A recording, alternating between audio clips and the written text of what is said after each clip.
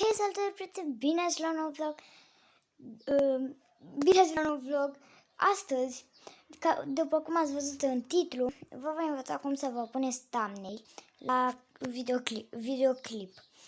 Dacă vă place, nu uitați să vă jucați cu butonul de like și să câștigați cu butonul de subscribe.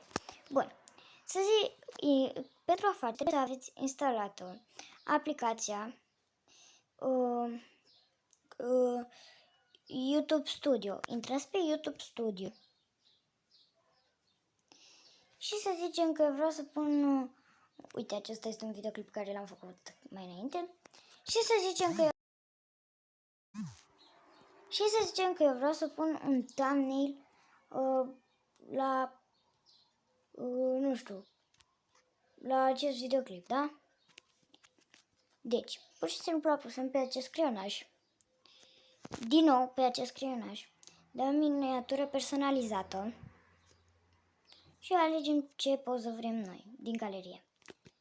Bun, sper să, dacă vă place, nu uitați să mă ajutați și pe mine cum vă ajut și eu pe voi, youtuberi, cu un like și cu un subscribe. Pa, pa!